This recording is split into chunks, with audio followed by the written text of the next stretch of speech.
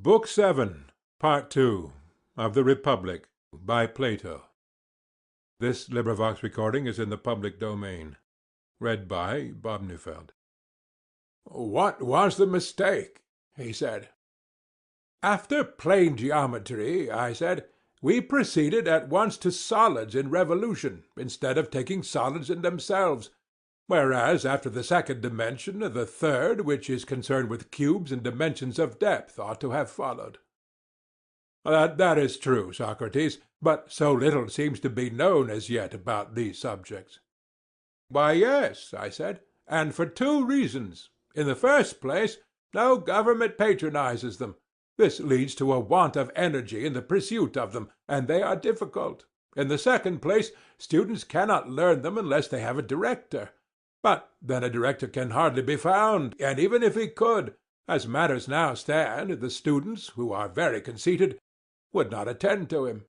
That, however, would be otherwise if the whole state became the director of these studies and gave honor to them.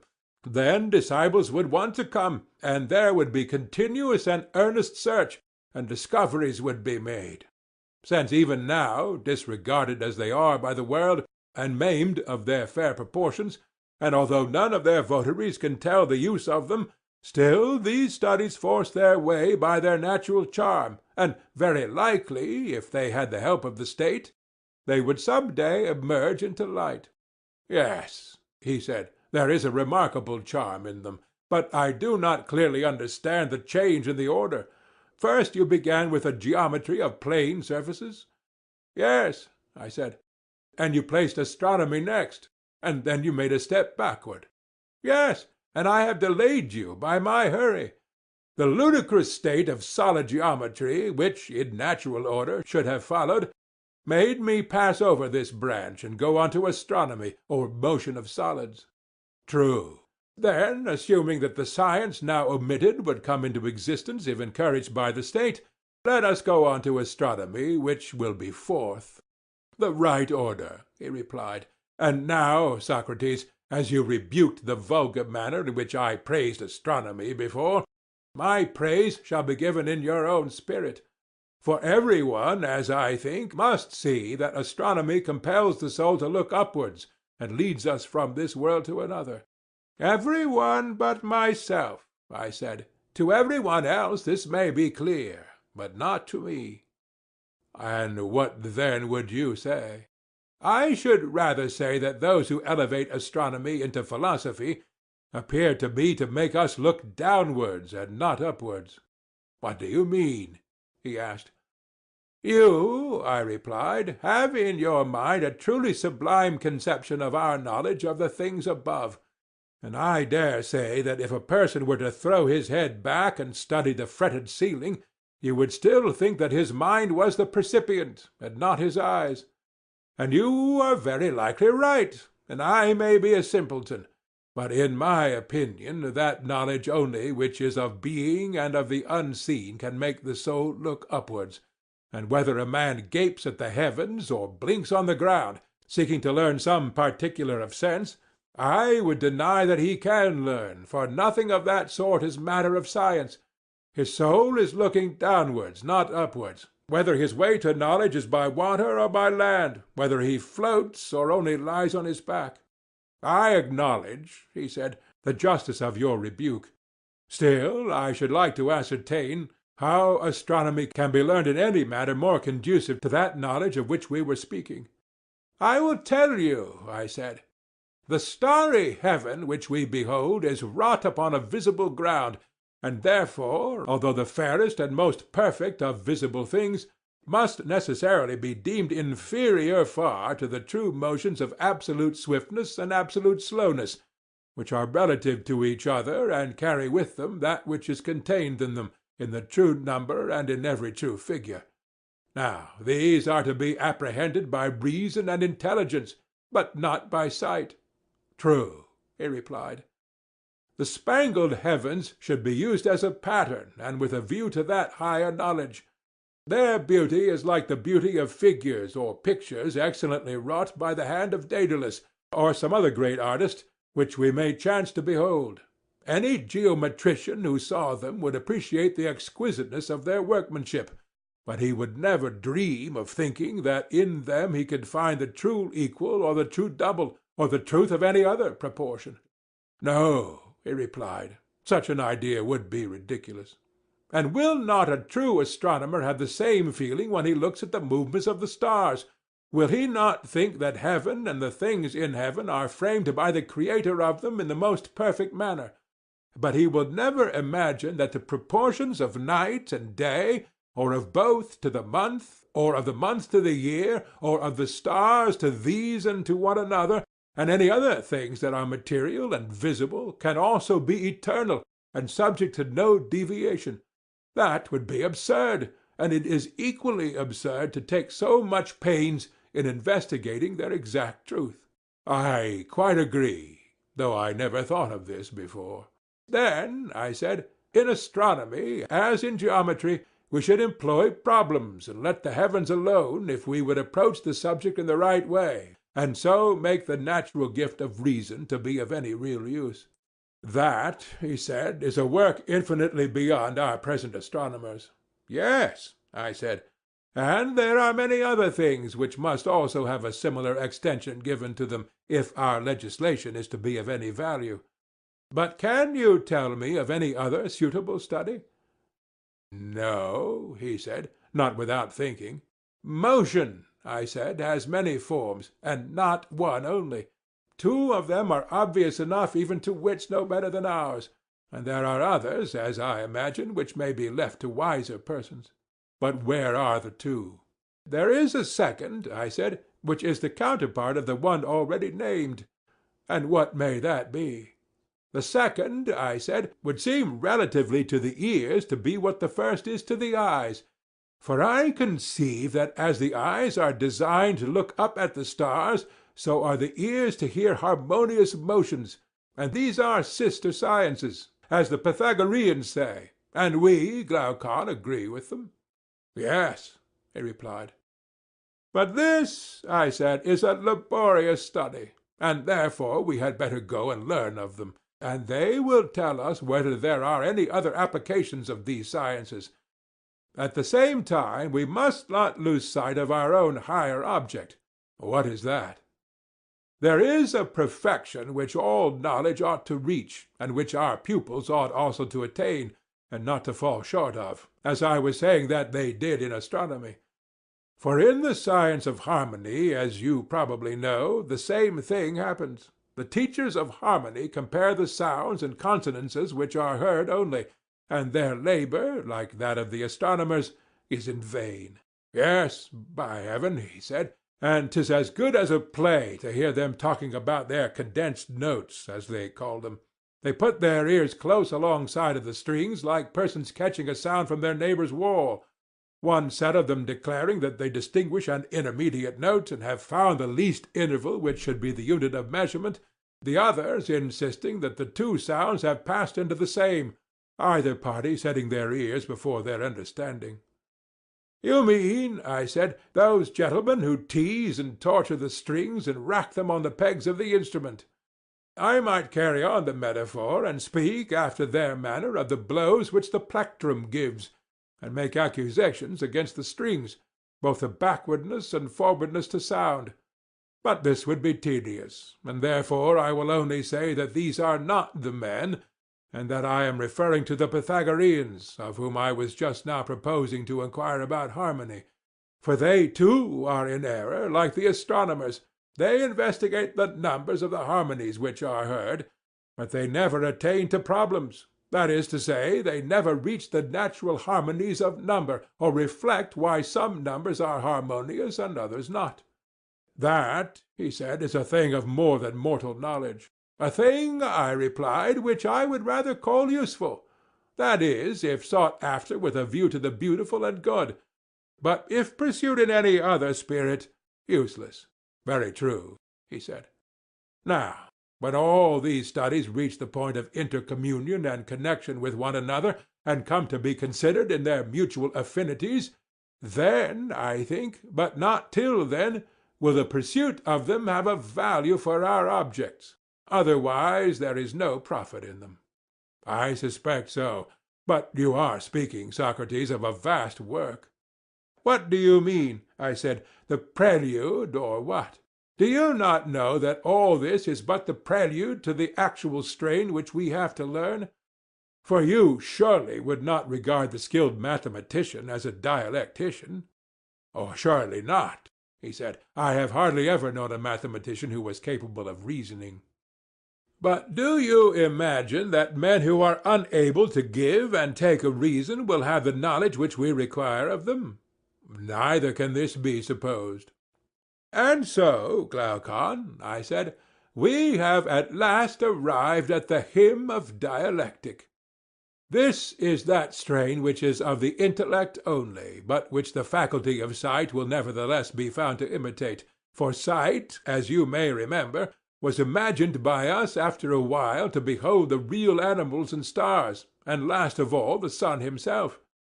And so with dialectic. When a person starts on the discovery of the absolute by the light of reason only, and without any assistance of sense, and perseveres until by pure intelligence he arrives at the perception of the absolute good, he at last finds himself at the end of the intellectual world, as in the case of sight at the end of the visible. Exactly. Then this is the progress which you call dialectic?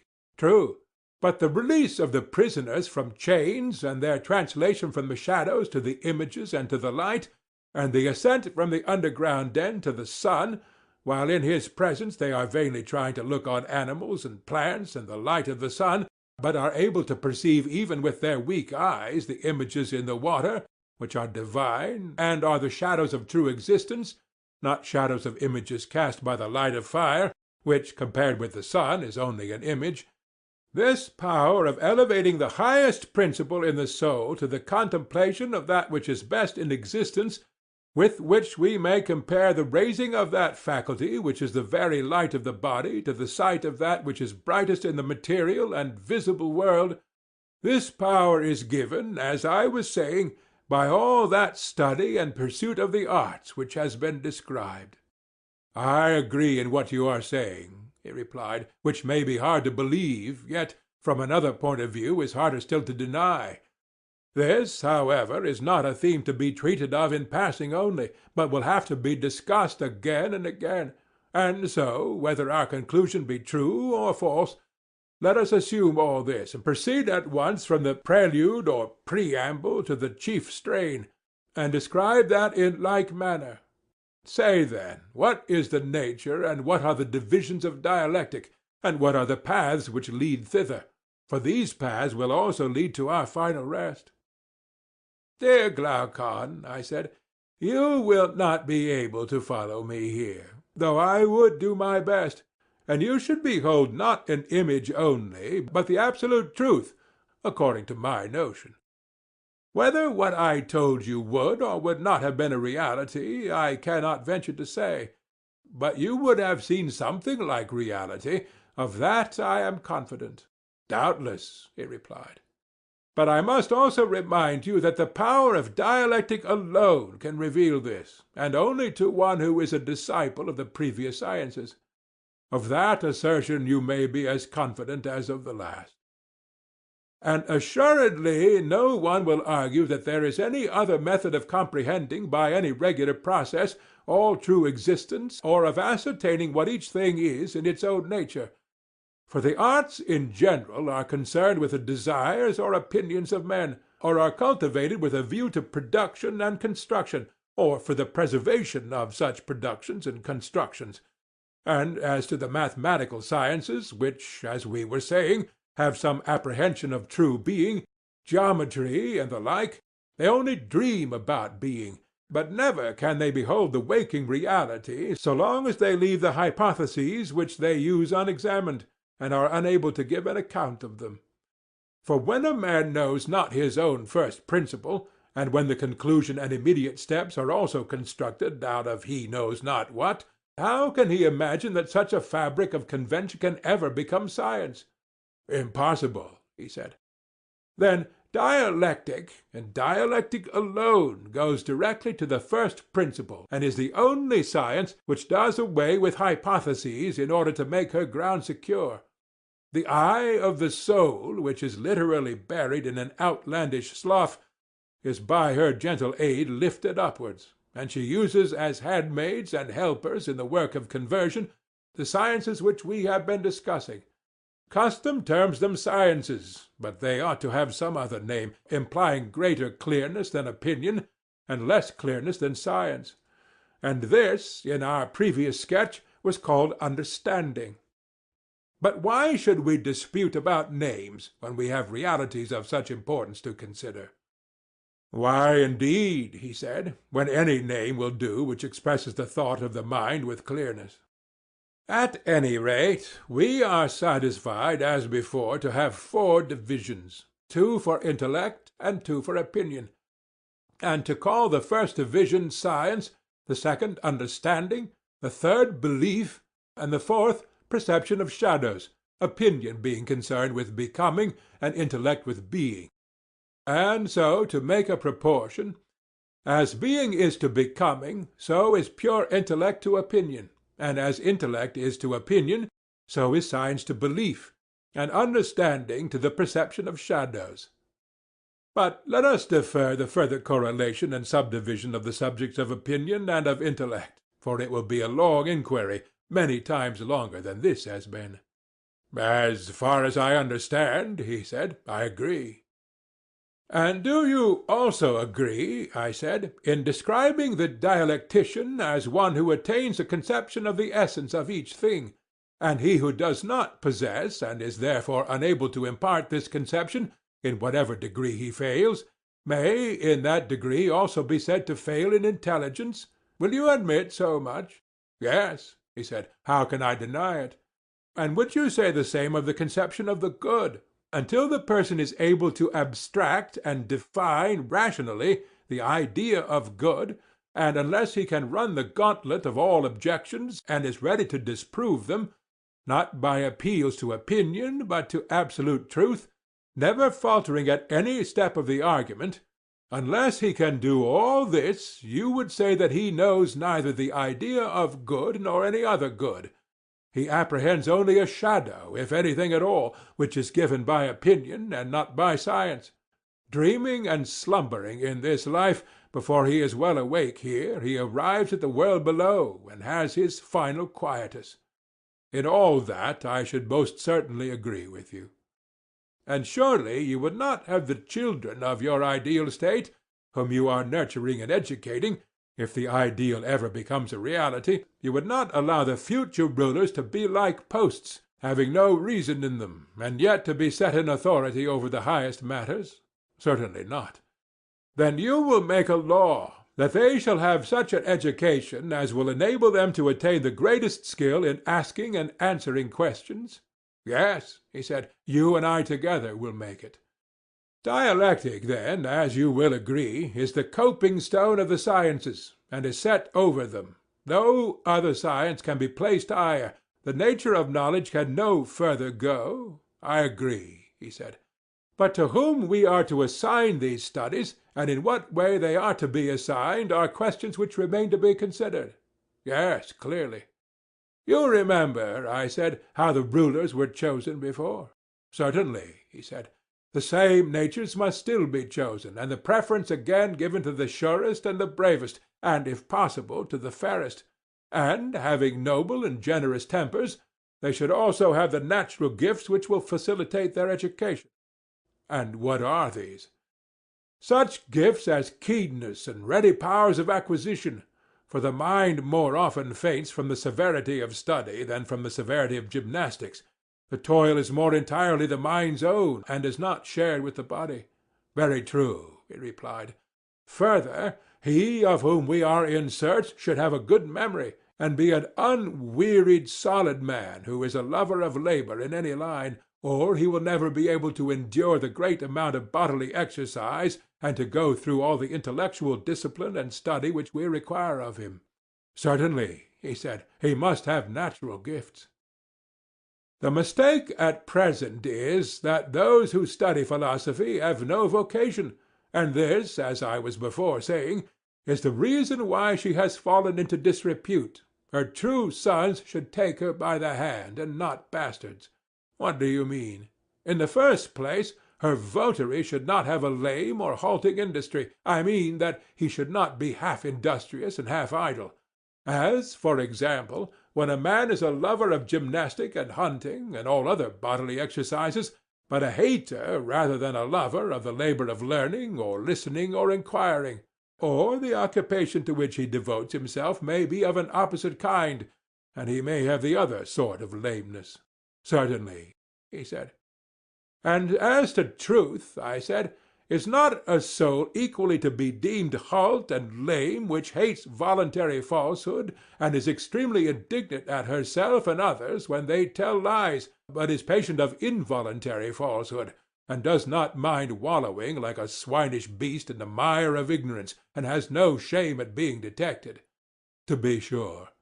And again, in respect of temperance, courage, magnificence, and every other virtue, should we not carefully distinguish between the true son and the bastard?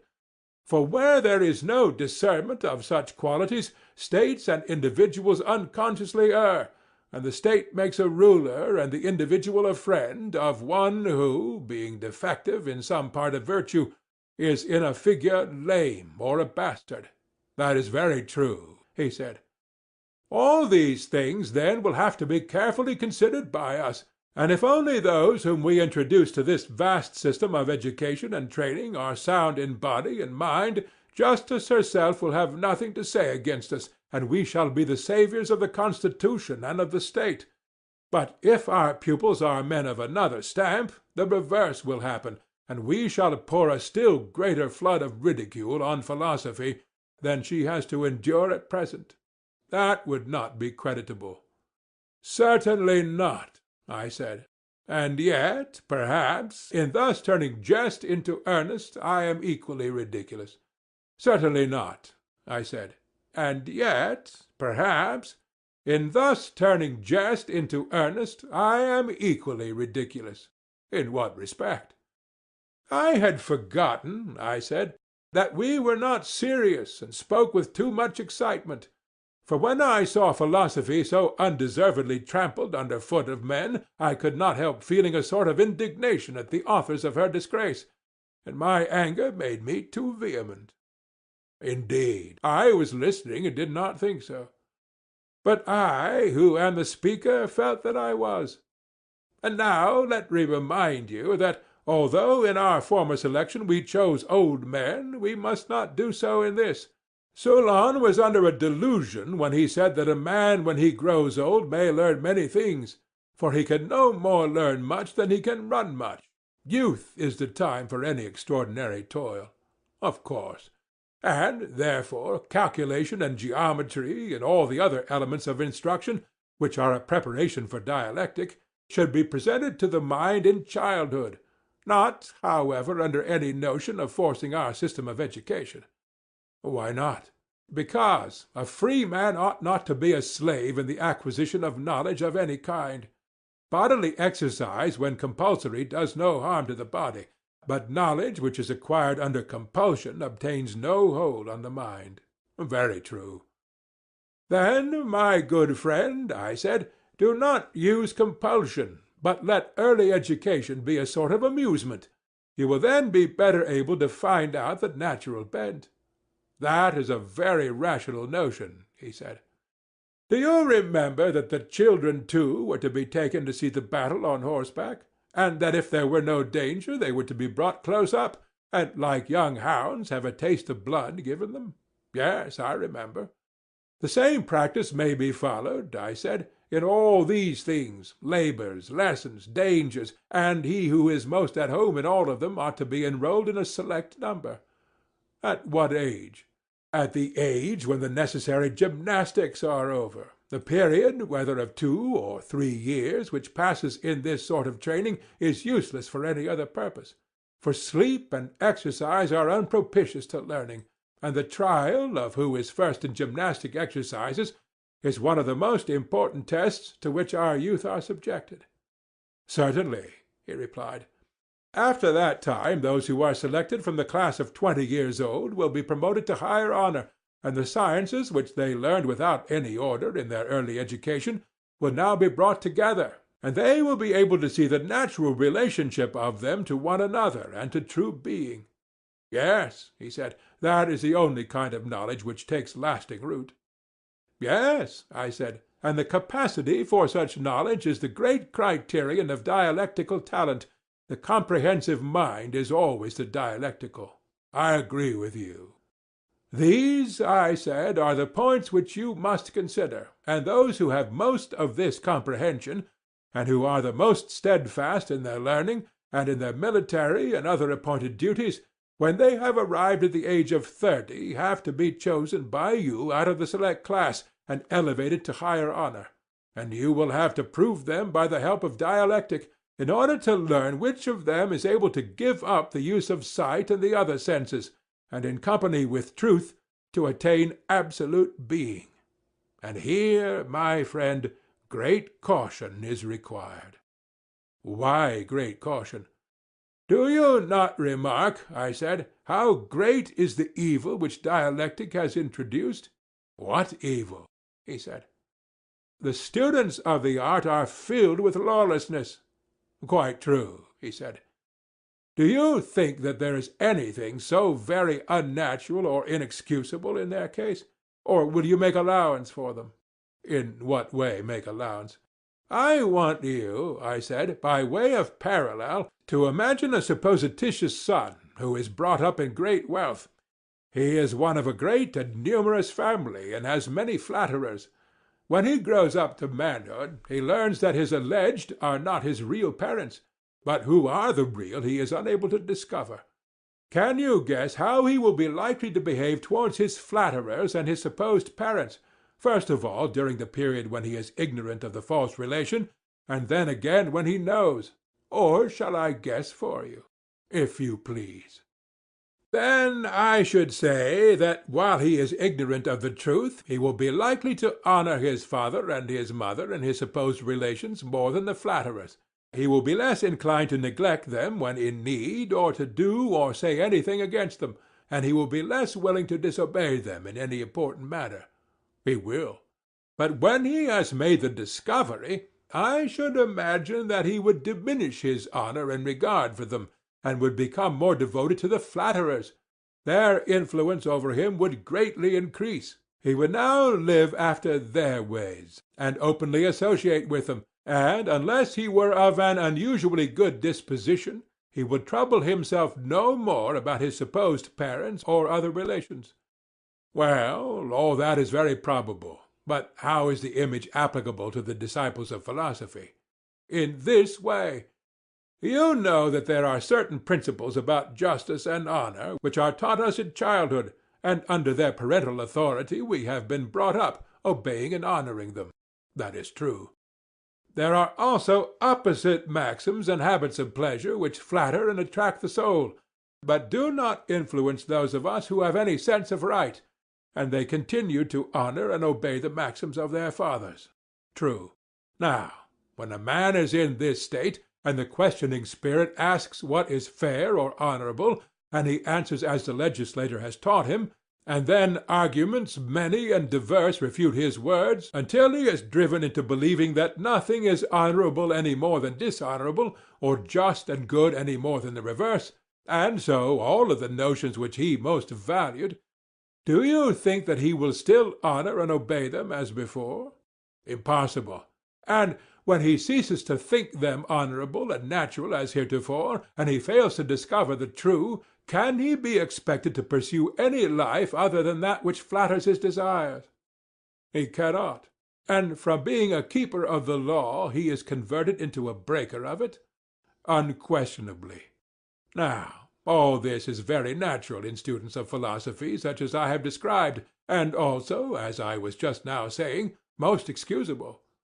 Yes, he said, and I may add pitiable. Therefore, that your feelings may not be moved to pity about our citizens who are now 30 years of age, every care must be taken in introducing them to dialectic. Certainly.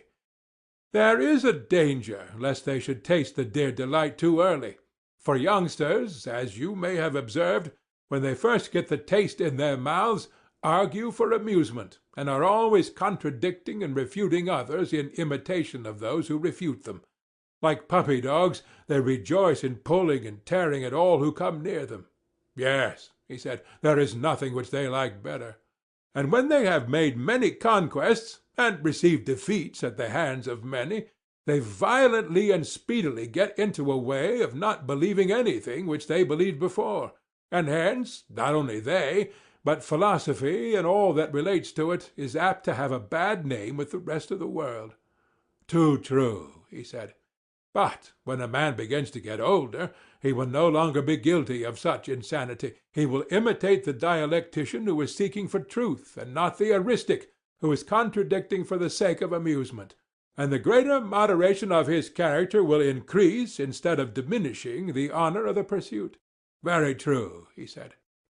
And did we not make special provision for this, when we said that the disciples of philosophy were to be orderly and steadfast, not, as now, any chance aspirant or intruder? Very true.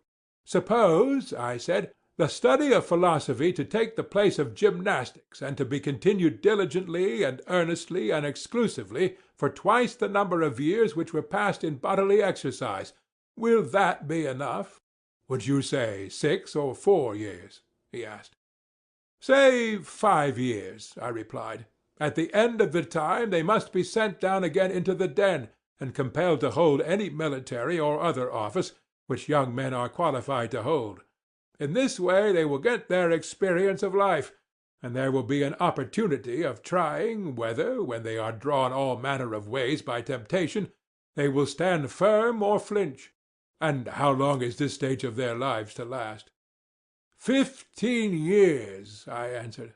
And when they have reached 50 years of age, then let those who still survive, and have distinguished themselves in every action of their lives, and in every branch of knowledge, come at last to their consummation.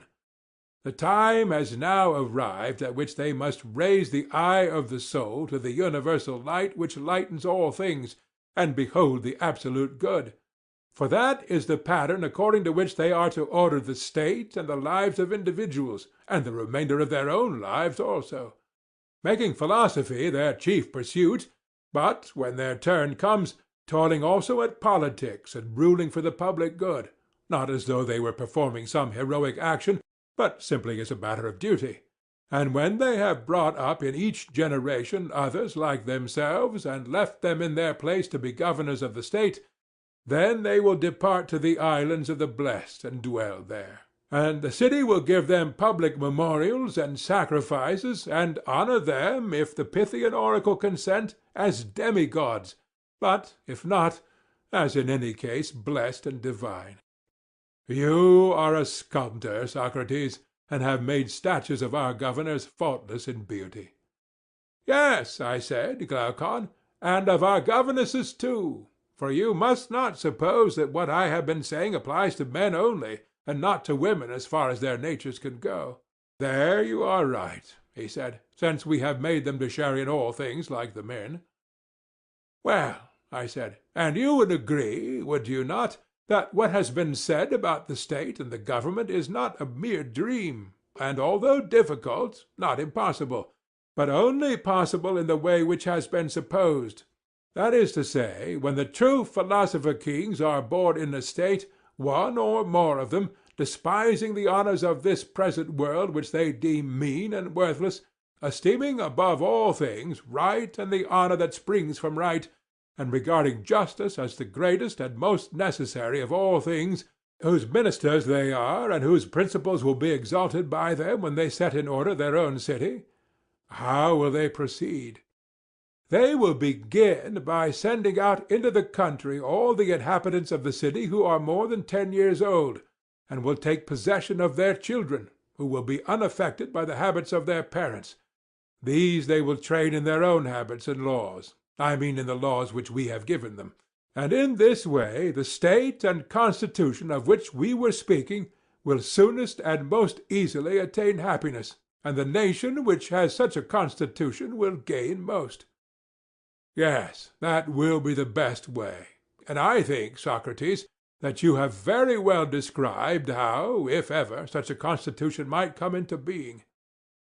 Enough, then, of the perfect state, and of the man who bears its image. There is no difficulty in seeing how we shall describe him. There is no difficulty, he replied, and I agree with you in thinking that nothing more need be said. End of Book 7.